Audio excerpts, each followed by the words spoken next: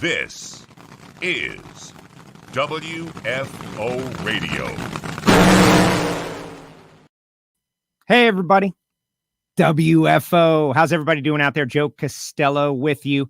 Getting ready for the final Southern Nationals at Atlanta Dragway this weekend. I'm getting ready to head up there to the Dirty South, and I am excited. I got my Warbird shirt on. Thank you, John Clegg. Appreciate it. And I am super excited about our show here today because we got the champ, Steve Torrence, who got his first win and is also the most recent winner on the tour. So bookending like all races over the past several years. He won in Atlanta way back in the day and now is going to try to close that place down. Steve going to be joining us just seconds from now. Want to tick through the people who make it possible for us, though, to do this show. And then we're going to talk to the champ. He's got a lot going on, by the way. But Total Seal Piston Rings, leader in ring seal technology, TotalSeal.com. Thank you, Matt Hartford and Keith Jones and the entire team over there. 40% of your engine's friction comes from your piston ring. Simple as that. They got all kinds of great technology over there for stock and super stock racers. TotalSeal.com. Marvin Rodak, Rodak's Coffee and Grills.com. Marvin Rodak, he's a guy who loves the Capco boys. I can tell you that for a fact.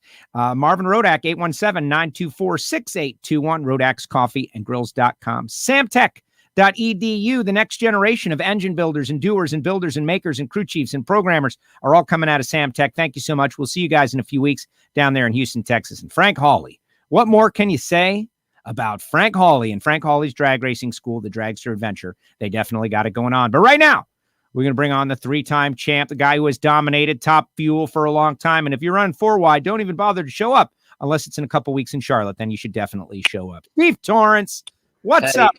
How are you? Joe, how you doing, brother? I'm great. What's up, Dad? What's it like being a dad, Steve? Forget all this racing stuff. You created a life. The life is on the earth. You're responsible for the life. How does it feel? It's an amazing feeling. I mean, it's truly an indescribable feeling until you're a parent and you just don't understand it. And then right now it feels like sleep deprivation. But my wife's getting the worst end of that deal. But it's going really good. I've enjoyed her the whole time. And you know, it's neat to be able to go home every day and she looks different. So just a little person growing up. Well, exactly. But, you know, you said it on the show and it was really, it was genuine. Obviously, you could see it's like, you know, you don't know what you don't know. And you had no idea that being a dad would make you feel the way it does. And you showed it to everyone. And now you know how your parents feel about you. And that's got to change a lot, right? Like you now get what Billy and Mama Kay went through with you and your, you know, your health issues and all of that. You understand so many different things now from like 1 month to the next. Oh, absolutely. I mean, from one moment to the next, you understand just the love that you can have for your child. And it's, I mean, like I said, it's indescribable. You just don't know until you're there. So it's been a very exciting, emotional, unique, great experience. And I'm looking forward to every aspect and everything that happens, and just I'm excited about it. Well, we're 4 years, 11 months away from junior dragster shopping, so we still got a little bit of time with that. So let's talk a little drag racing until we get there. The picture of the Wally, though, was really the scale. Yeah, that was the best. Yeah, you know, it was.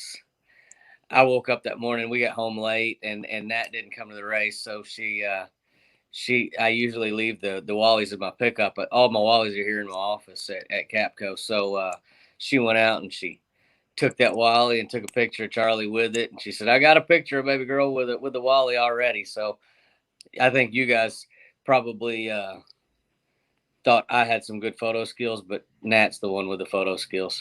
And that's the one with the photo skills. She's got a lot of the game, and that makes sense. People checking in. Roger Richards checking in. People checking in, saying, what's up? Doing WFO kind of at a new time. I think you should have brought the baby on the show for us. Happy birthday to your dad. Yeah, what about that? Like, all the Torrances are born in 1 month. Yeah. So I'm the 17th. Mama Kay's the 18th. My dad's the 28th. My little girl's is the 7th. And we have multiple other family members, my aunt and my cousins, that are all in April. So it seems to be the month of the Torrances. I like it. I like it. All right. So let's go back to 4 Wide Vegas, which is why we're speaking with you here today. But the reason I pushed you back right before Atlanta is because this is where you won your first race. And I know you're going to have a lot to say about that. But 4 Wide, you used to hate it a long time ago. Now you love it. And you probably are the best 4 Wide driver out there. 5 of the last 6. The odds, like if we could calculate the math about how, even as great as your team is, to be able to win 5 out of 6, 4 Wide, something about it. What's up with that? Honestly, I never hated it. I just wasn't a fan of it.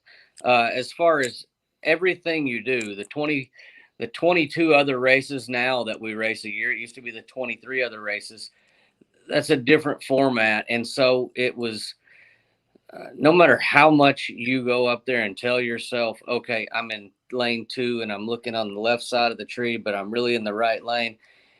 When you get in the car and you start the car starts and you go up there and you stage, all of your thought process goes out the window and you're completely relying on instinct and just routine that you do. And so it changes that. And I'm a creature of habit. I do the same thing all the time, with anything. So it surprises me that I've done well at it, because I think it makes you really buckle down and focus a lot more than you normally do.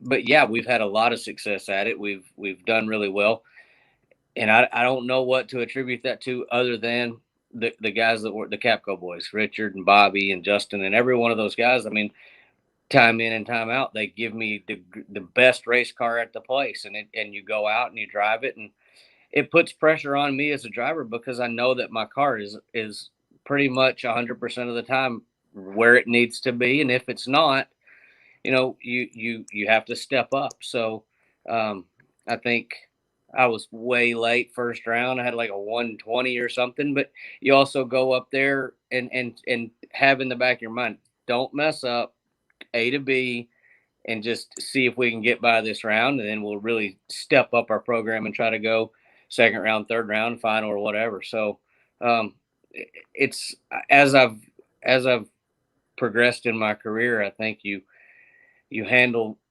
every round different. And I think that's what we did there.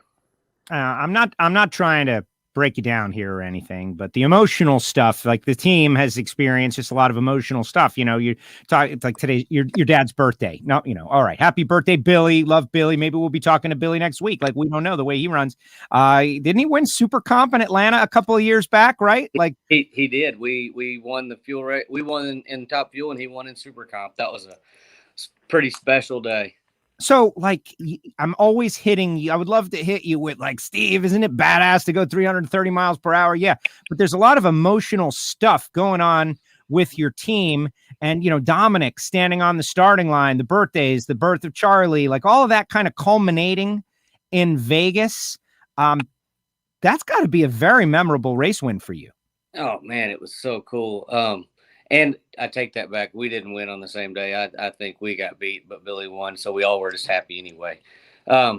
Yeah, Vegas was a culmination of, my birthday was on Saturday. My mom's birthday was on Sunday. Charlie's first race, or my first race as a dad, she wasn't there, but getting the win and being able to take the Wally home to her. And then,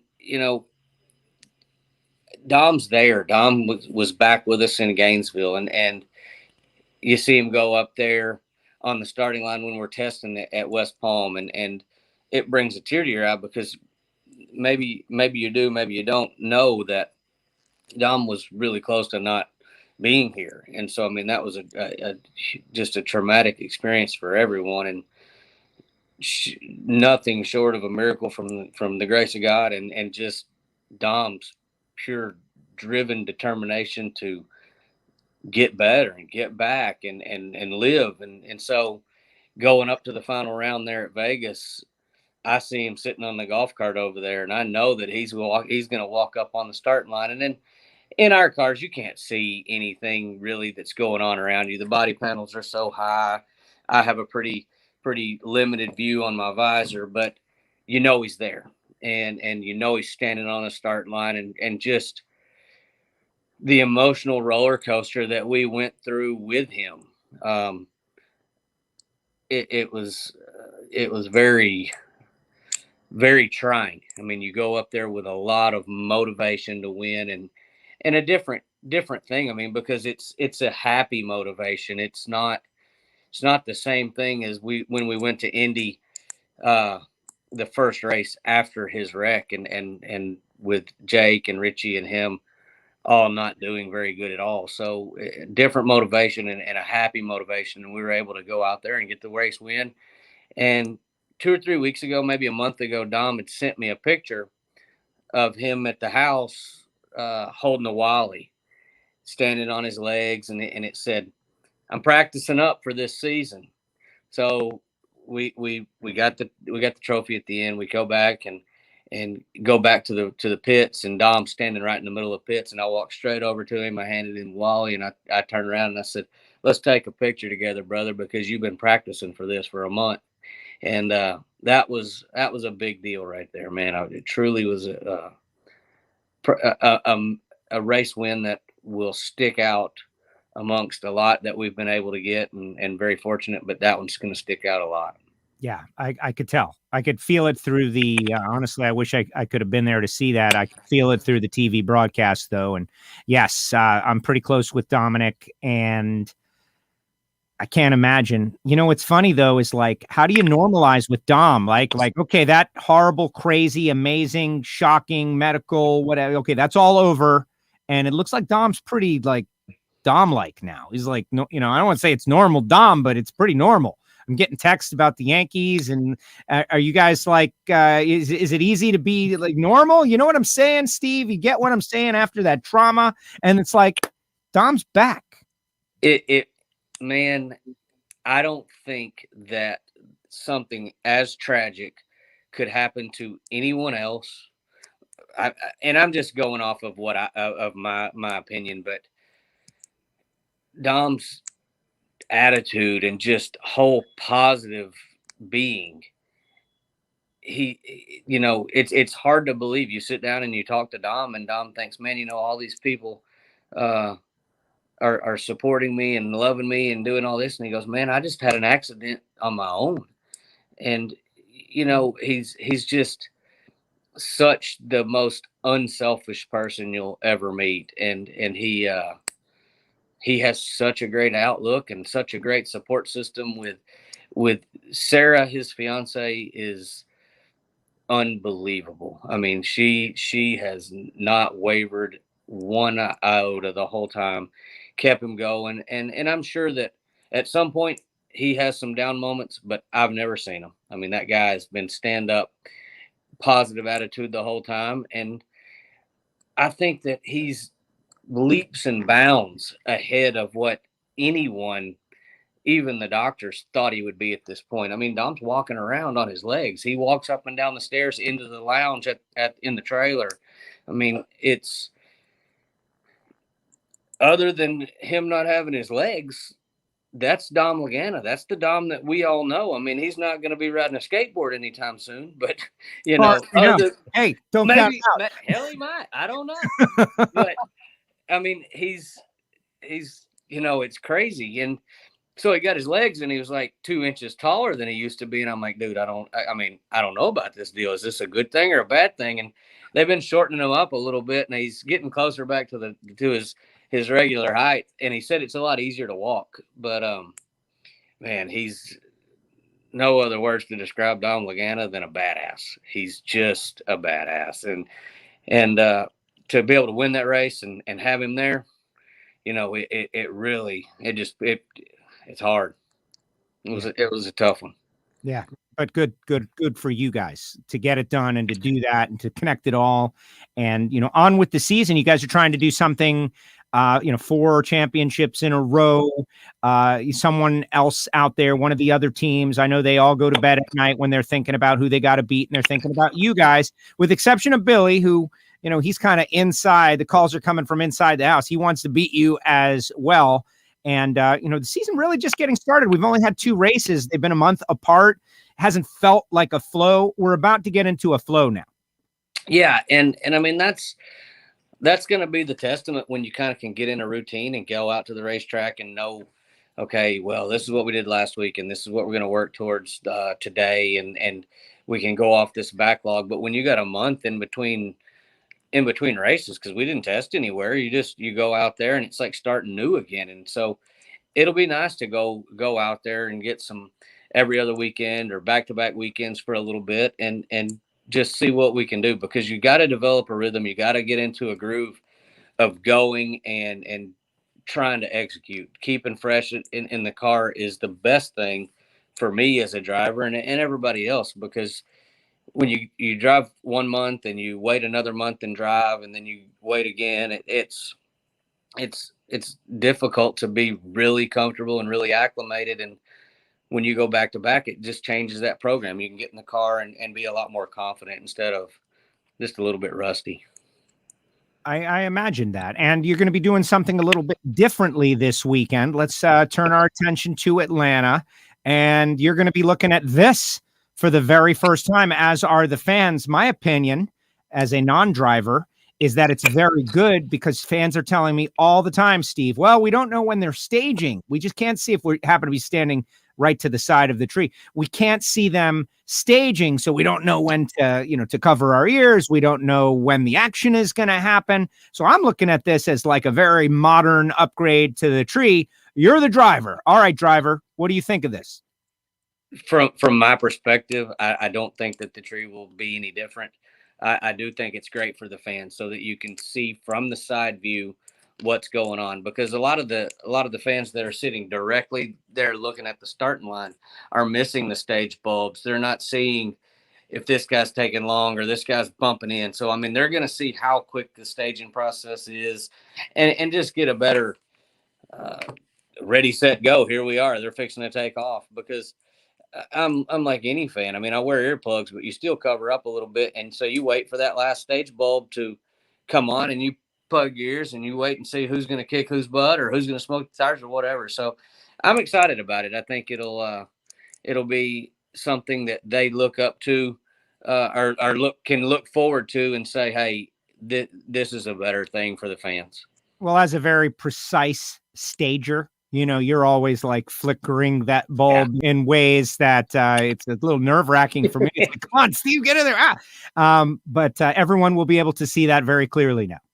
Yeah, and I don't know if it's any advantage during eliminations, but in qualifying, if you can flicker the bulb, that means you're as shallow as you can possibly be in there, and that equates to ET. So maybe the fans will get to see that a little more and just understand what's going on, because it opens it up for more questions and more why did you do that, or why did you go in quick, or why did you wait? I mean, I think it'll let them see more of what's going on.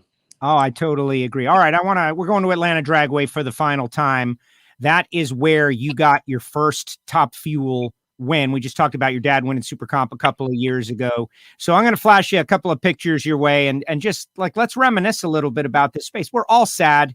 It's a bummer. We hope somewhere soon there'll be a new track built, and we always want new tracks, but there've been a lot of good memories at Atlanta. I've had a couple, you've had more. So let's look at, for instance, sharing the winner's circle with Ron Capps, which you have a few times in Atlanta. And is that Andrew Hines right there? Yeah, that's no, that's not Andrew. That's Eddie. Yeah, that's Eddie. And then too skinny to Greg be Anderson. Yeah. So yeah, man, I'll never forget that. That was Atlanta 2012. We had just started the team at the end of 11, and we had Houston. I think we'd left Houston and went to Atlanta. We ran well. I think got beat in the semifinals. And I was talking to my dad, and I said, man, I can feel it. I think we're going to get there and get to that final round. And he said, you're not going to get to the final round. You're going to go win that race. Nice. And so he told my mommy, because he wasn't planning on going. He says, I'm going because I'm going to go there when they win that race. And throughout the day, I'm like, crap, man, we're going to the final. I mean, we're doing good. I think we can do this. And we go to the final, and I'm racing Tony Schumacher.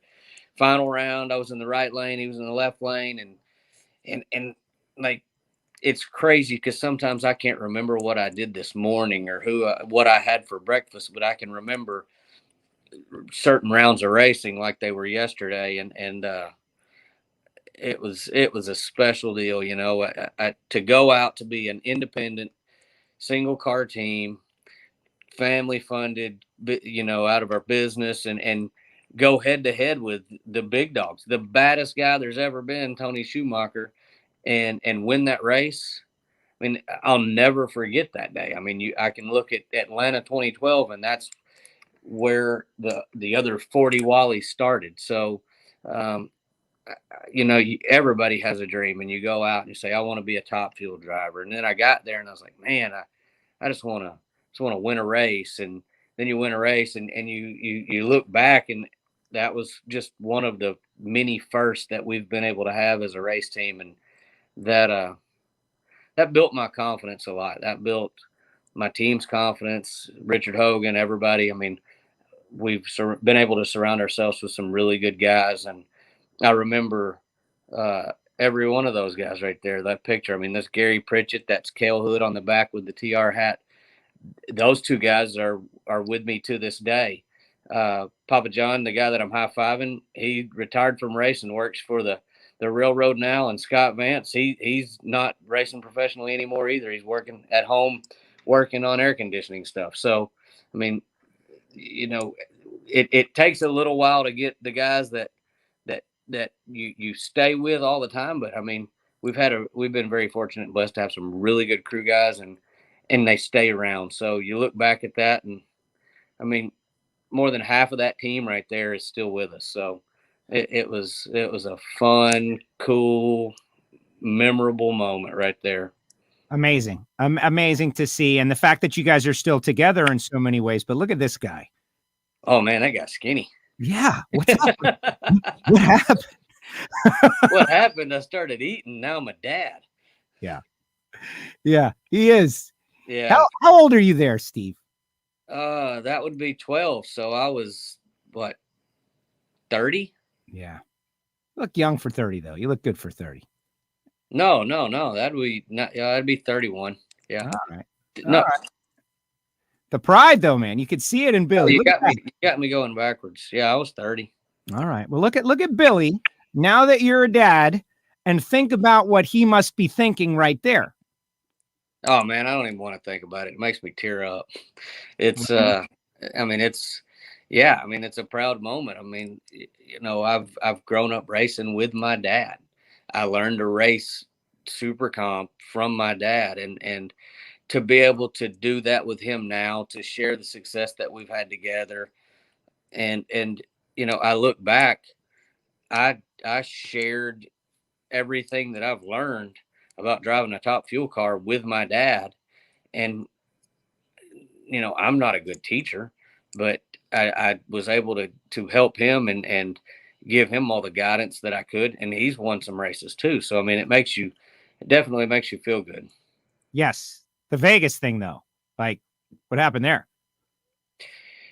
Man. Which, by the way, I'm just kidding, but I like when it's one of those deals that just happens. I mean, I told him, I said, hey, I'm proud of you for at least just committing, because when I go up there and do something stupid like that, I never just go all the way at it and say, heck, I'm red. I always double step and try to hold it. Sure. And catch it. So, I mean, I said, you committed. You said it's time to go, and you went. So, right. It's just something you do. And sometimes you go up there, and he said he thought he had a bad light the round before, and he was like 90. I said, man, I was 117 first round. Don't worry about it. Just get it out of your head and go back up there. And I think he just overthought the situation. And you see, it happens to all of us. I mean, it happens to every driver out there that makes some type of mental mistake. And it's embarrassing. I mean, it really is not really. No, it's embarrassing, because you're the guy that you got 8, 9, 10 guys working on a race car that prepare it the best they can for you. And they send you up there and you have one job. It's to step on the gas when the light turns on. And Billy didn't see the light, but he stepped on the gas. And so it's a long ride back down the return road, and it's a gloomy atmosphere in the pit for a little bit because you just screwed it up for everybody, and you got to take it on the chin and go. But it's something that happens to all of us, and I feel bad about it for him. But I mean, maybe it played to my favor. Maybe it messed everybody else up so bad. Who knows? But Right. it's an embarrassing thing to do, but you don't forget it very quickly. You remember to try to not do that anymore. Sorry to ask about that on your birthday, Billy. Yeah, sorry, Billy. Happy birthday. Sorry, Billy. How Sorry, come you Billy. took off? Got to bring up the negative, but then people would say that. Okay, one more picture that you got to tell me about, because like this moment in time, who knew what it meant then, but now we know. And I think it's amazing. Yeah. I got a lot of respect for Don Schumacher. I mean, he's accomplished more than we'll ever accomplish. I mean, he's built the most successful drag racing team in history. And I wanted to go racing with Don. And just the opportunity never was right at the time for him or for me or whatever. And we decided to go out and do it on our own. And I mean, I think that we surprised Don, we surprised ourselves, and did better than what you should as a single car team, out right off the bat. And so I look back at that photo and no hard feelings, no nothing, but he goes, you just can't. Don's a very good businessman. And he said, you can't go out here and compete as a single car team. And he didn't mean it with malice or anything, but it motivated us. It motivated me to go out and compete. And so to get that race win against Tony 1 year after we kind of started kicking around that's what we were going to do.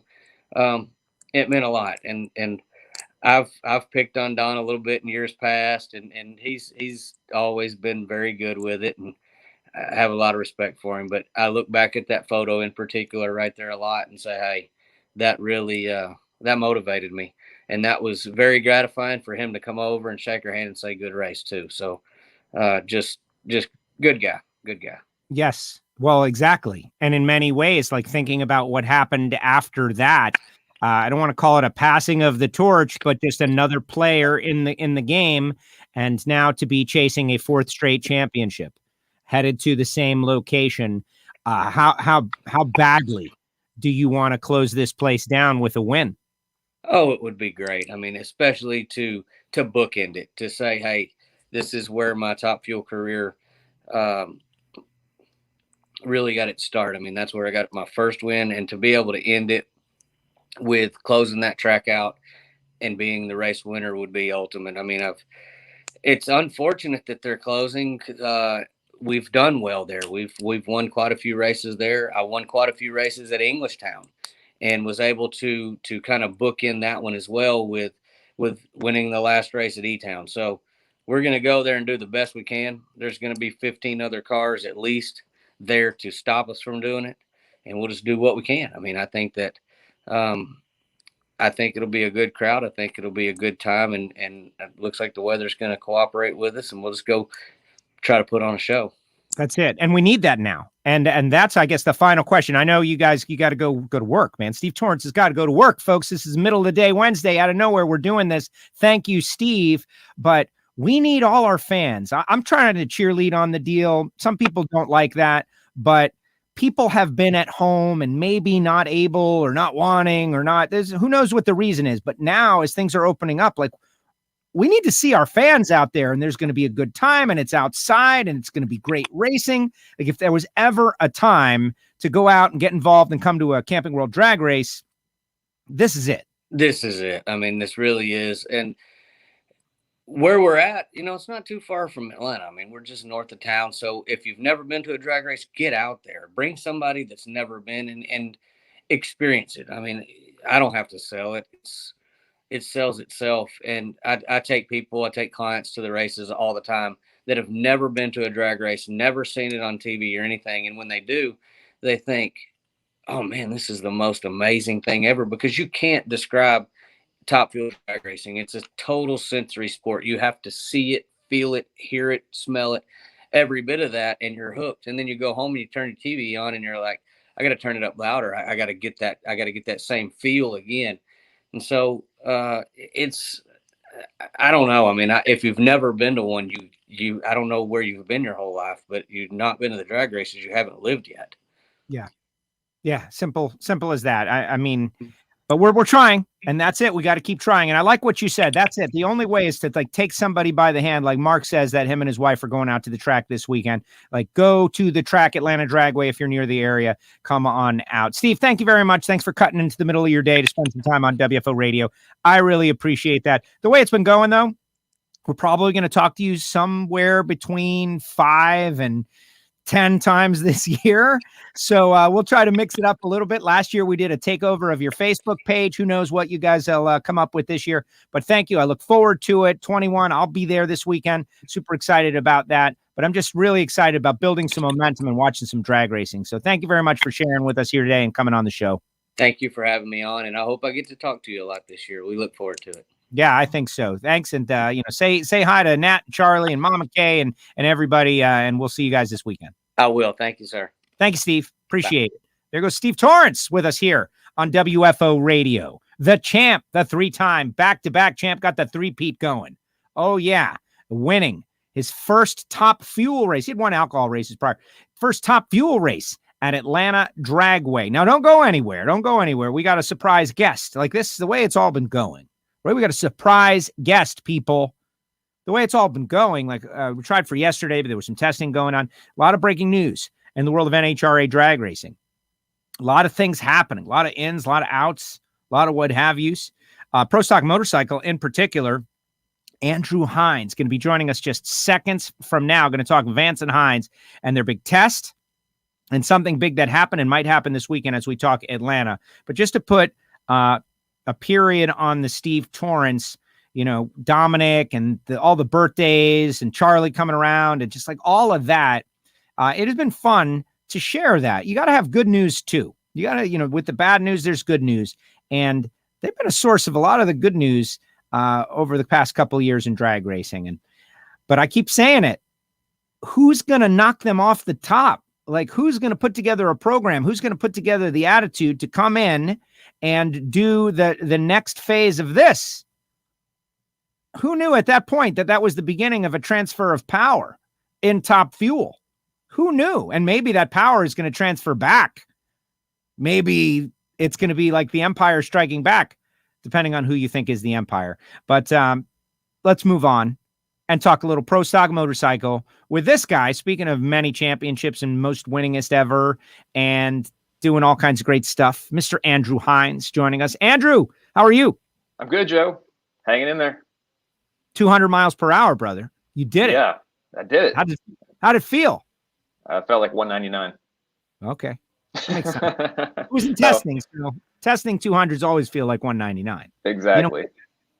You hope it's going to be like 203 or something, but it just doesn't happen on the scoreboard. No. Most importantly, though, you are back. The numbers and the details, we'll talk into that. But I was bummed. You guys are in many ways the face of the sport for motorcycle fans. All the years with Harley Davidson, even prior. Eddie, you have won so many races together. And I know it was only the Gator Nationals in Vegas, but like to not have you out there representing, being a part of it, being in the mix, that was weird as a fan. How did it feel for you? I'd be lying if I said it was strange, but it was really, I had the pressure on me to make Angela's bike perform. Eddie and I were calling the shots on her bike, trying to make her go, her career best, and didn't quite get there, but we got her career best speed, got her first Suzuki in the 200 Denso mile per hour club. So, the pressure was there. So I was feeling the anxiety and just like having my helmet on Sundays. But probably the biggest concern is I was standing in everybody's way all the time because I didn't know what to do up there, not pushing a motorcycle around, not putting a helmet on, just wandering around the starting line. So I had many of the racers I raced against say, "Hey, get out of my way! I'm trying to roll to the water box," or things like that. So it was weird, but it was nice to put a helmet back on yesterday. I gotta admit, I've been doing this for nearly 20 seasons now, and I didn't miss it as much as I I could say I didn't miss it, but as soon as I put my helmet back on yesterday, fired the bike up in the burnout box, I'm like, this is my home. That's where I belong. That's good though. I think that, not to compare the two things, but I was not out there in Vegas. And so I'm watching and I'm learning from home through the screen and different things, but they can't miss you if you're never gone. That is also true for things that you love. Like you'll never miss it if you're never away from it, and you got to spend a little time away from it. And so now, like, how much you love doing what you do all of a sudden is a little more apparent. And you can appreciate it. And I think that's what you're going through. But how about the physical part of it? Hadn't been on a bike in a while. What was that like? Well, we talked earlier today about setting up this deal, and I was telling you I was sore, and I'm still a little bit sore. Not having been on a motorcycle in 6 months. You use different muscles on the bike than you do in a normal workout. I work out 5 times a week usually, and apparently I don't work out those same core muscles as I do when I ride motorcycles. So 4 runs in a day, my neck's a little sore, lower back's a little sore. You're constantly trying to tuck into the bike as hard as you can, so you're pulling every muscle in, and you figure out where those muscles are after racing 4 runs in a day. So the days of 10 years ago when we'd go testing and make 11 or 12 runs in a day, those are the days you really felt it. But 4 runs after 6 months off, you feel it. Yeah, I can imagine. So a couple of different questions. We don't want to keep you for forever, but you got a lot of news, like the whole Angel thing and the Suzuki and the 200-mile-per-hour club. Like, that's been a big story. Bringing on Mission Foods. They now have pro stock motorcycle-shaped chips, tortilla chips. Like, that was just a whole great program, a lot of great news at Gainesville. And for Angel to get that accolade. Now there's only 2 spots left in that Denso 200-mile-per-hour club. So, you got to try to get in there. That's number 1. But number 2, you guys are back and you're riding different bikes than she does. So that's going to be an interesting challenge, tuning 2 different style machines. And then 3, these new bikes that you got. So let's work in reverse order with the new combination. In our conversation you just referenced earlier, you ticked off like 5 things that are just totally different about these bikes, like the drive side and this and that. And this was not just like sticking the old motors in a different body and send them. There was a lot of work that went along with this. Yeah, trying to get everything to fit with the Buell body, making sure our frame fit without having to modify the carbon fiber, so we're not bending any rules with how the body fits. That was the big thing, and lots of grinding, lots of extra little cuts here and there, and biggest thing was getting our airbox to fit. A different engine than what the other Buells are using with the SNS power. Our Vance 9's power V-twin is now in that power plant. It's going to push that Buell. Obviously, we pushed it to 200 miles per hour yesterday, so we got the airbox sealed up good. They ride really nice. This is a nod back to Hector Arana Jr. and his father Hector Arana for developing that body and making it as aero friendly and rider friendly as it can be. It's easy to ride. You can maneuver it down the track wherever you need to, and we'll get back out to Atlanta and see what we can do stacked up against the rest of the field. Testing's always the anomaly. We had a 15-mile-an-hour tailwind yesterday, so that was skewing the speed numbers quite a bit. So once we stack up against the rest of the field, we'll see where we are back half and things. So, but Atlanta's looking like pretty good weather. I heard you talking to Steve. He was saying it's going to be good. So, it'd be 6 or 7, 8 degrees cooler than what we tested in yesterday in Indy. Looks like maybe a prevailing 5 to 10 mile an hour tailwind. So I got no points this year. So I'll be probably the first motorcycle down the track, and hopefully we got big things in store. First guy to see this. Not that it matters for you, but for the fans on the side, I like it. What say you, since we're weighing in? Hey, I like new trees. When they debuted the new blue bulbs in Houston in 2010 or something like that, I won that first event. So bring on the new trees. Bring on the new tree. I like it because it modernizes the sport. It just kind of defines the eras. And since we were just talking to Steve and you were able to check this picture, that's Eddie. He pointed it out. It's Eddie. I couldn't tell.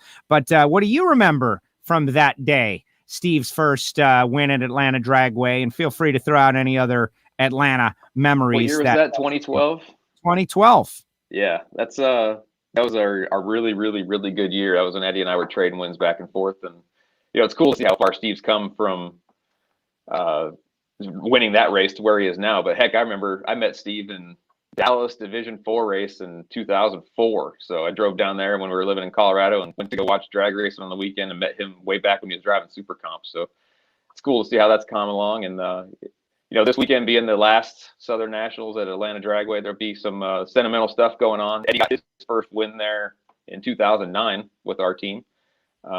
So it's good for us. I think I got the last win when we raced there in 2019. And hopefully we can bookend it and keep it going. And heck, maybe we get Angel to win her first race on the Suzuki with us at the last race in Atlanta. We got 3 chances at it. We just got to get them in the field, man. It's going to be stacked. We got 22 strong motorcycles.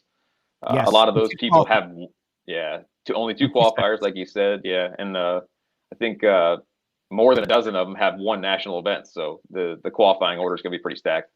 Wow. That's interesting. It's funny that you say, you got to be, you've got to be torn. Like, man, it would be great for Angel to win for Mission and but I want to win too. And then there's all of that going on. So talk a little bit about that, the tuning, the different bikes, and that's just going to add an element, another element to add to the deal. Yeah, luckily we got really good data with Angel Suzuki right now. It ran obviously phenomenal in Gainesville, and we struggled a little bit in Vegas trying to figure that deal out. I changed how the fuel injection was run on that motorcycle, and it gave us some different tuning options throughout the weekend. So it just took us 3 or 4 runs to get it figured out. We were pretty quick come Sunday. Just got to figure out how to get a handle on going that thing get going straight. So Atlanta will be interesting. It's a rider's track. It's got its bumps in it. It has some crown from left to right lane, so you got to make sure that you're getting the job done going straight down the track. So we're gonna see what happens. But Eddie and I, we got 4 runs each yesterday and got our rust kicked out of our system. Eddie actually had a chance to ride Angel Suzuki in Bradenton prior to Gainesville, so he was a little more brushed up on it than I was.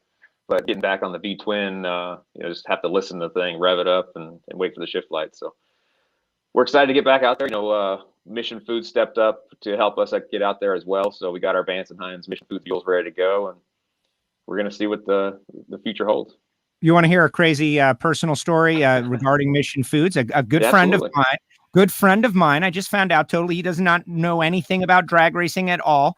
But he has purchased a Mission Food route and is now going around delivering here in the South Florida area. And I found out very recently from another friend who knows nothing about drag racing. And he's like, yeah, did you know that this guy, he got a route? Oh, what kind of a route? I don't know. I was like, is it Mission Foods? He's like, yeah, it is. How did you know? I go, I just learned about them through drag racing. And I just think it's great that you were able to bring them in and now they're helping you guys out.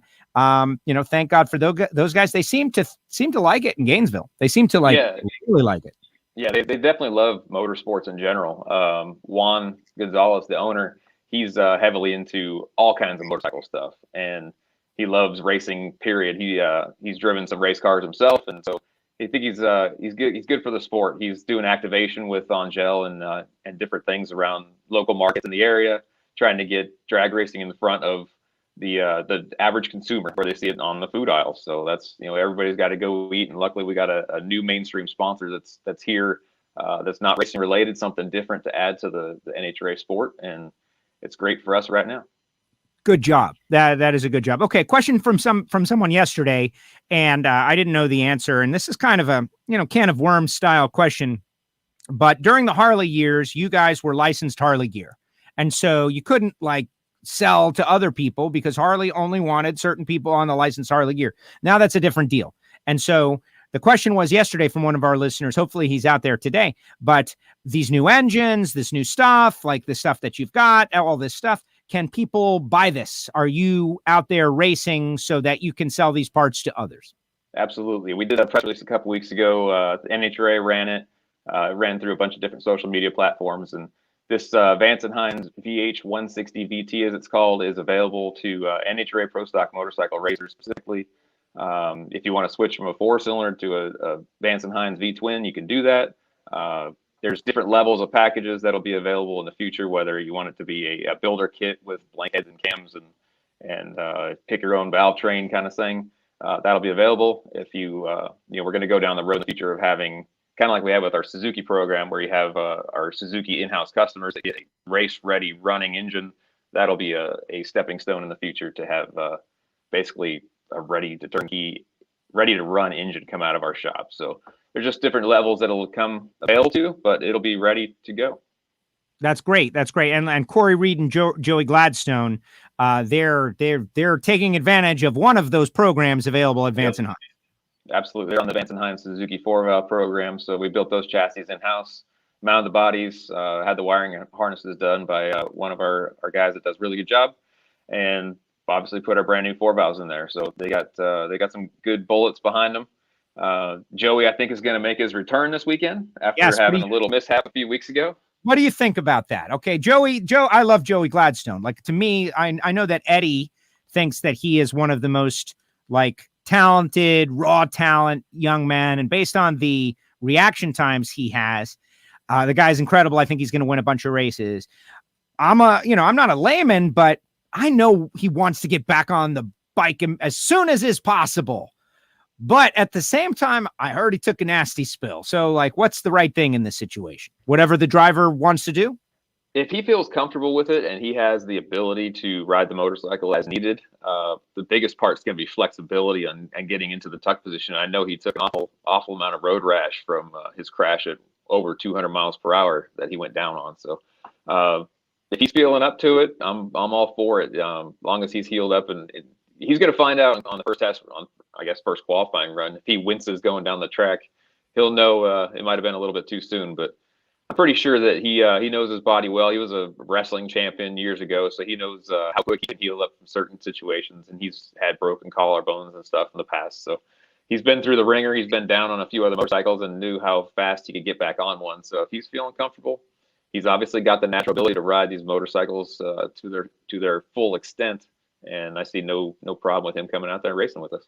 That's good. That's good. Well, Joey is a competitor, and that's the thing that you got to think about is the competitor, is that drive making the right decision? But based on what you just said and the fact that he has, I didn't know he was a wrestling champion. So obviously the grit and determination, who knows, maybe this will end up being a great weekend for him as well. We just don't know. But for everyone, it is going to be the final time we're going to Atlanta Dragway for the Southern Nationals. That's sad, but we're gonna blow the place up. It's gonna be great. We're gonna have fun. I'm looking forward to seeing you back out there. I'm looking forward to seeing Joey and Eddie and everybody back out there. And we try to just, whoever does come to this deal, we try to make them have an amazing time and remember it forever. Yeah, I'm sure the track walk on Sunday will be pretty memorable. Something really cool. Have Warren Johnson there and a lot of the greats of sport. So it'll be pretty awesome. I'm sure the fans will enjoy it. We got to get out there and get past this COVID situation and learn how to have fun again. Yes, exactly. I'm on my way. I just got my second shot the other day. I had about 11 hours of let's call it flu-like symptoms, discomfort, but it's amazing how it just went away and now I'm totally back and I feel great. And so I'm excited to get out there and get back to just loving drag racing and thinking about that first. Excited about it. Andrew, thank you for doing this. This was totally out of nowhere. I appreciate it. Let's get on that board with the 200, though. Do you think that's possible? What are the conditions weather-wise? There's only 2 spots remaining. A lot of pressure there. You want to be a part of it? What do you think? Yeah, I think the weather's going to be there. Just we don't know I don't know what the barometric pressure will be, but usually Atlanta's pretty good. If we have air correction anywhere in the 105 to 106 range, it just at that point it's still going to be a matter of which way the wind's blowing. So right now my guys are telling me slight tailwind. So we'll see. Q1 could be the time. If not, there's other people. Ryan Ayler, Matt Smith's bikes. Obviously, he's got 3 of them in there right now. Anyway, I'm not sure if they're running the 4th one this weekend, but there's a lot of good bikes out. Jerry Savoie is going to have his 4-valve running out there again, I'm sure, and Karen Stouffer. There's a lot of good bikes. Joey and Corey. You never know how it could pop up at any one time. It could just be that one run where it could be 5 or 6 people in there all at once. Well, exactly. And isn't that what has happened traditionally with other clubs? It's like when the door gets kicked in, then everybody kind of drives through and we'll end up seeing. So, good luck getting one of the final 2 spots. Yeah, at that point, it could just be how the run order stacks up for the qualifying session. And next thing you know, you're standing there going, I don't even have a spot now. Exactly. Well, maybe it's a good thing that you'll be out first. It could be. It might be history or some sort of intervening force from how it all worked out. I don't know. John Kernan did a good bit with you guys from the test, and John puts together these packages for NHRA.com and does a really good job. I feel like I'm watching like my local news about something, except it's drag racing. He does a great job with it. And you said that Declan is wearing you out. Like the kid is giving you a hard time about not being in the 200-mile-per-hour club. Like, really? He's busting your chops? Yeah, he watches the weather just like I do, and he's been on me for a long time. You know, he's seen Eddie go 200 a few times in testing and throughout the races over the years, and he's just he wants me to get that last little bit of thing on my resume to have that 200-mile-per-hour ticket. Got one in testing, just got to get one on the time when it really counts with everybody else there. I got it. All right, Andrew, it's going to be fun. Let's make it happen this weekend. Thank you for spending some time with us. And I love the idea of the program here. Look, Steve has got a question. Will the purchaser be able to tear apart and make their own modifications to the bikes, the VH160 VT? And well, that's one of the packages, right? Like, hey, here are the parts. Do whatever you think you can do with it. But what about like the one that's your deal? Can they do whatever they want with it? I don't know why it matters. That's we're not sure. We haven't gone down that road of having the customer engine side done yet, but you know, right now there's nothing locked on the Suzuki engines. People could get in there and whittle on stuff or do whatever they wanted to now. Just they know that we give them a refined package that's reliable and fast, and nobody seems to want to mess with them. So that's what I was thinking. What it is. What'd you order from Vance and Hines and then mess it up? Yeah, right? I mean, we've given Jerry obviously the power and the resources in the past to go out there and kick our butt. So it's happened in the past. So it wouldn't be any different on that front. Spider-Man McBride out there says that you're the fast guy.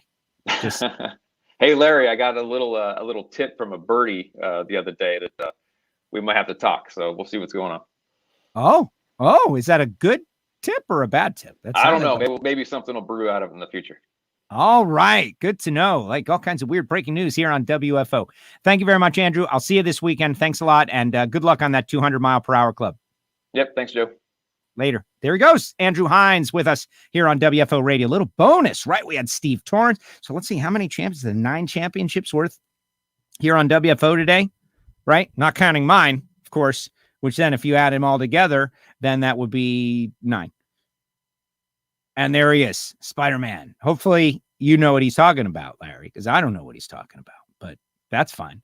I like the idea that racers are communicating with one another. All right, put your comments in the comment section, final comments. I know WFO at a different and weird time, right? Out of nowhere. And that always hurts the audience numbers a little bit, but people will share, hopefully, and get this out there for the replay, the on-demand, which is really what it is. Back in the day when we recorded WFO Radio, it was never about the initial airing or recording. It's always about on demand, like after the fact.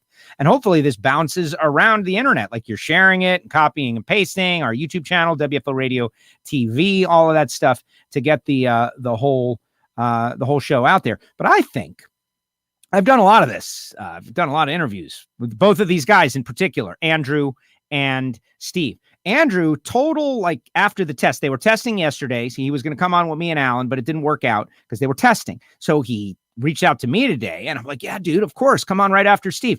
And he came on. We got a lot of information out of Andrew. His kid is giving him trouble, but he's going to go out and try to run 200. It'll be fine. Seeing Steve just melt, that was awesome. Just seeing like here's your dad looking at you, you're looking at your child, all of that stuff. And yeah, I kind of do it on purpose, but not really. It's just a statement of fact. Like that's what this sport is, people. That's what it is. You don't accidentally find drag racing. Drag racing is something that is, it's the ultimate family sport. Let's face it. It's expensive. It's hard to do. It's hard to get there. It's hard to be at the track at all. When you're at the track, you're there for days and many hours each day. It takes, it takes a village, but it does. It's a family sport, and 2 great racing families on the show today, and they gave us a lot, so I appreciate it. All right, put your final comments in the comments section, and I'm going to tell you real quick about a couple of things. Like, all right, here's one, self-serving. The new WFO Radio drip, right? I learned about that on the Ignition show, that gear, or what was formerly known as swag, is now known as drip among the young kids. I haven't talked to any young kids. Giovanni in Miami, my co-host of the Ignition show, went all into it. And yeah, apparently the new swag is no longer swag, it's drip. Just go with it, people. WFO Radio hats available in the WFO Radio store on WFOradio.com. Check them out. and we'll send you out. And the supplies are limited, but more are coming. And what we're going to do is I think we're going to move the logo over to the side because that's what everybody's doing. That's a very in fashion thing to do. If you want that or a WFO radio face covering, go to the store. I know face coverings no longer mandatory outside if you are, if you're vaccinated. But if you're at a drag race, they're mandatory. Like that's the thing. At the race this weekend, they're going to be mandatory, and I'm going to be wearing one because they're going to be mandatory because there's going to be a lot of people. That totally makes sense to me. I don't have problems figuring that one out. All right, here are the people who make it possible. Speaking of gear, you can get our 10th anniversary t-shirt at nitrofishracing.com. And folks like Frank Hawley. Frank Hawley trained up Tony Stewart. What else do I need to tell you? Frank Hawley, Richard Shute, and Gary Nastasi have been doing a great job putting out pictures of funny cars on their Facebook pages. I'm trying to share as many as are shareable.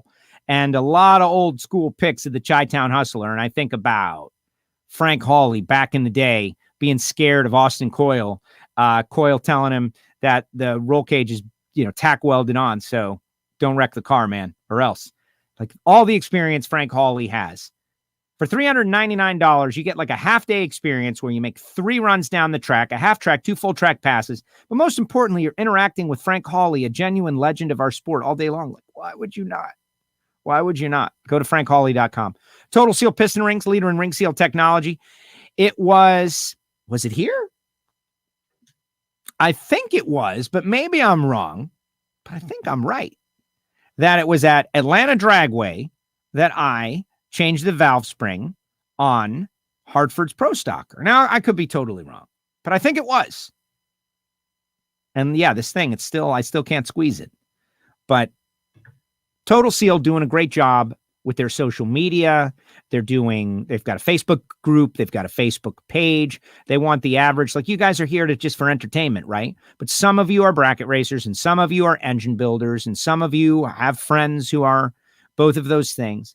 And so when the subject comes up, piston rings, Total Seal. Simple as that. Piston rings, Total Seal. The level of technology that they have, that they are using. There's a reason why they're fitting rings for stock, super stock, pro stock, all the way up and down the ranks in all forms of motorsports, Cup Series, Formula One. They are, and what's great is that they are actively participating in NHRA drag racing with Matt Hartford, who, once they get their full team back, I expect them to win some races. Like I got Hartford down for 2 this year, but we'll see. TotalSeal.com. Samtech.edu. Be a couple weeks. We'll be down there in Houston, Texas. They've had some race winners this year already. Start your education at full speed. It's a certain type of person that wants to become a machinist or an engine builder or a crew member or an EFI tuner. It's got to be an alpha go-getter. Samtech.edu. And Marvin Rodak, Rodak'sCoffeeandGrills.com, 817-924-6821. This is if you love coffee, like I do, and you need coffee, like I do. Give Marvin a call and get on the program. Tell him the old, send me what Joe's got, and he'll be in an interesting situation. Plus, we've got WFO radio face coverings, $10. I throw in some stickers. I throw in a patch. I throw in whatever else is sitting around. And that's that. Plus, we've got our Patreon VIP listener club. Thank you to all you new Patreons out there who are supporting the show directly with a monthly membership or now the yearly membership. We now have a yearly membership. Thanks to Monica. It was all her idea. Thank you so much, Monica. Yeah, thinking about Steve and thinking about this picture. But I don't want to, Don Schumacher is Don Schumacher. And they are still absolutely in the fight with Antron Brown. And if it's going to be like one of the team, like who's going to be the team that knocks the Capco team off the top, whoever that team is, there will be a place in history for them. But who are they? And we don't know. And is it going to be Don? We don't know. Is it going to be Force? We don't know. And that's what's exciting. Or will it be someone inside the team? Will it be this guy, the birthday boy, Billy? And Steve, I tried to throw a softball at him. Like, nah, your dad doesn't need to be embarrassed about making him. No, he does. He needs to be embarrassed. Yes. Sorry, Billy. But hey, as much as we softball, we got to ask some tough questions too. We got to ask the questions that people want to know. And That's one. All right, here's final question. Let's see what everybody's got to say. Let's see. Don't forget your 4 touchdowns in one game. Polk High, 4 touchdowns in one game. Everybody's got that. Al Bundy reference. Love it. Mark says, I like this time better during my lunch hour. Yeah, I'm always up for our numbers. I can tell you the numbers, the live numbers. This is the first time we're doing 2 p.m. Wednesday. I try to stay off of everybody else's broadcast as best as I can as we've gone live. We used to assemble the show and then post it. That was never a challenge. Now that we've decided to go live, it's kind of difficult to stay off of everybody else's broadcast. I don't know if they think about staying off of my broadcast, but I definitely try really hard to stay off of everybody else's broadcast because there's no point in it, right? Let's mix it up. We've got enough shows and content out there to keep everybody going. You could be watching NHRA stuff all day. I spent this morning watching Slate Cummings talk about, what was it? TED? Total equipment destruction. Slate had a crash. He's taking you around the shop. He's showing everything that he has destroyed and blown up this year, that they don't even have a pair of one. They don't have one functioning pair of reading glasses between the Bayou Boys team. They had it. It was awesome. So there's a lot of content out there. I like to try to stay off of everybody else as best as I can. But today, Steve wanted to do 2 o'clock. And so that's it. Steve wants 2. We do 2. I like 4, but maybe 4 is not the right time. You can always email me with your thoughts, joe@wforadio.com. Do you have an idea for the show? Do you have an idea that will make the show better? People like it more other than Joe, you not be on the show, which that's the only one I can't accommodate, but I'm up for hearing it. Open lines of communication, joe@wforadio.com.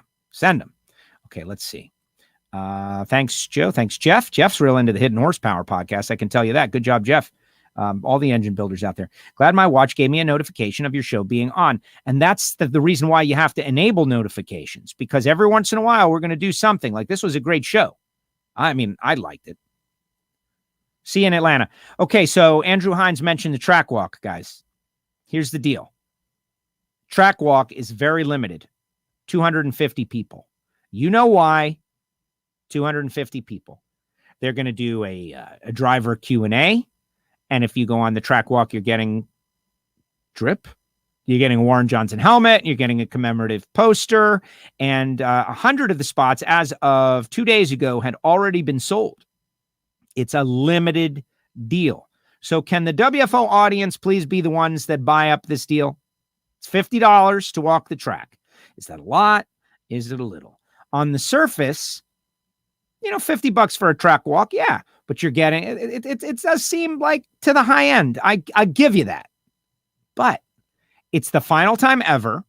It's extremely limited capacity due to outside influences that are not under our control. And they are giving you a great experience on the track walk. They're giving you a chance to be with some NHRA legends. They're giving you a little Warren Johnson helmet collectible. They're giving you a collectible poster for the final time. And most importantly, you will not have to lie and say that you're on the track walk. Because I know everybody's just going to lie. Everybody, there's a guy in Wisconsin right now, Sheboygan. Lenny is in Sheboygan right now, and he's like, 5 years, he'll be telling everybody he was at the final Southern Nationals. Oh, yeah, I was there. I was on the track walk. But he'll be lying. Who's going to have the real dope, the selfie next to the new tree in front of the classic Atlanta Dragway? Like, who's going to have that? Sometimes it's worth it. I asked my kiddo that the word drip, and he said, yes, it's a word. See, you'll have to listen to the Ignition show for my analysis of this.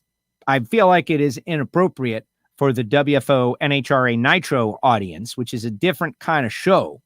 But my experience with that word growing up was negative. The kids call it merch. It's merch. Merch is true, but listen, this is all new to me, guys. Listen to Ignition. Getting my first vaccine shot next week. Way to go, Dugenet. Way to go. My new drip is waiting in my mailbox. Exactly. See, the kids aren't always right, people. Everybody wants to come up with their own lingo. Everybody wants to have their own new word. We can't just, whatever it is that you came up with, old people, it's no longer cool, even if it is cool, because it can't be cool because you're old.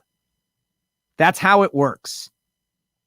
Kids could have the coolest parents in the world, but to them, their parents are not cool, even if they are cool. And the things that they said, the words, the lingo, if it's old people stuff, it can't possibly be cool. So the kids are constantly thinking they got to come up with new stuff.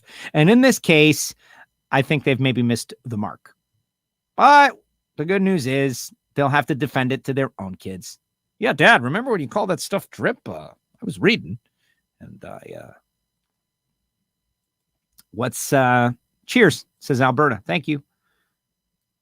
Anything I should expect?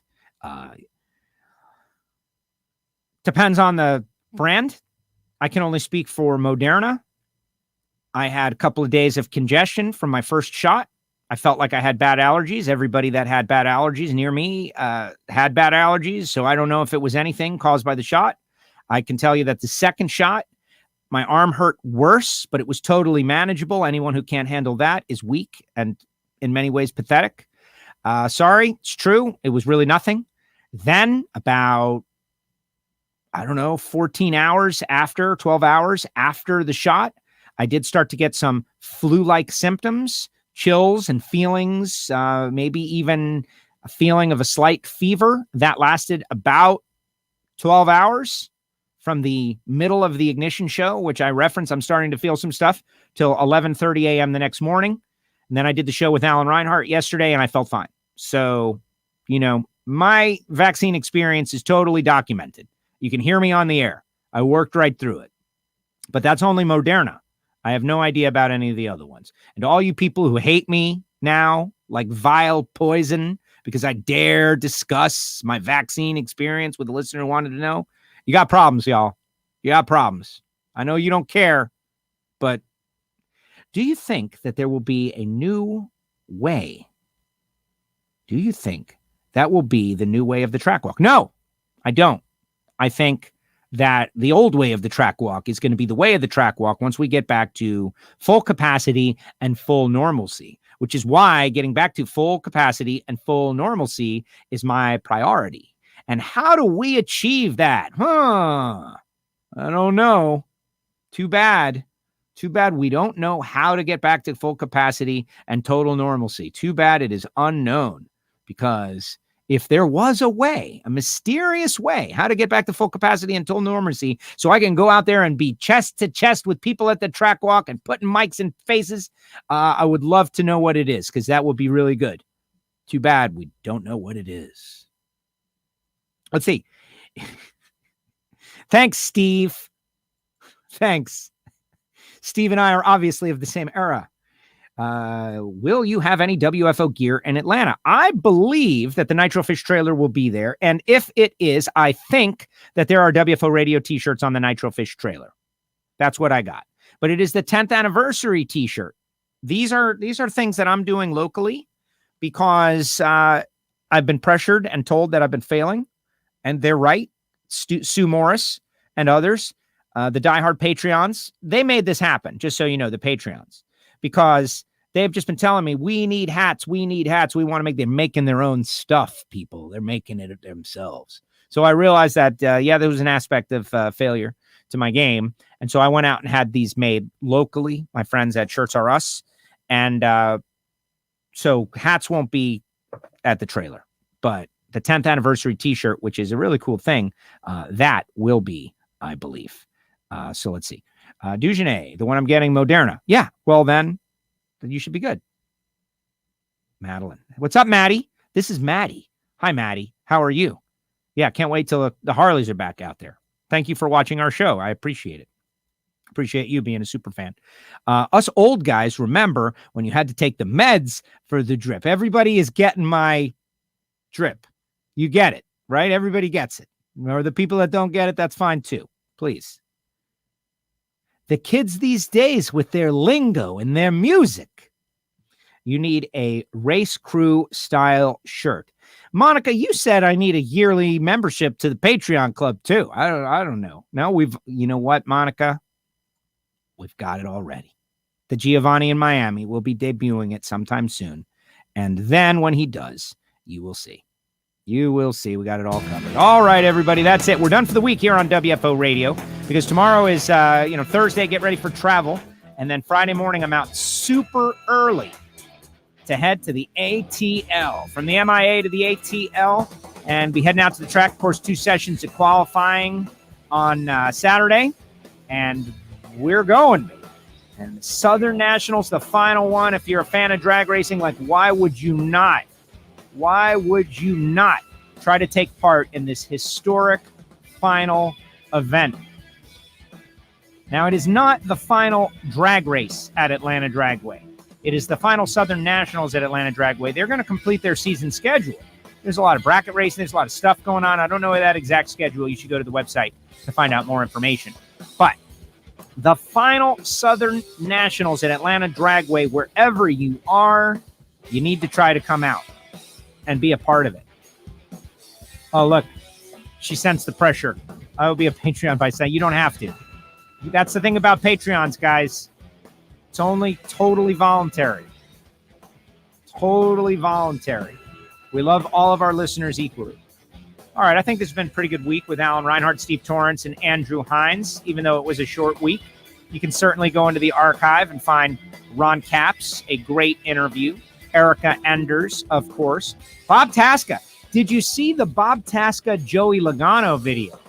I got a little mini beef with Bob Tasca, but it's just tiny. He obliterated Joey on the drag strip, but Joey was driving a really cool Mustang Mach-E. But Joey wanted to drive Bob's drag car. You could see he wanted to get in there. I hope he did get an opportunity to drive that. Also, tonight, 7 p.m., Tony Stewart's YouTube. What's he going to be driving? Is it going to be a Top Fuel car? I think that's worth watching. Kind of cool. All right, everybody, that's going to do it. Really appreciate all of you.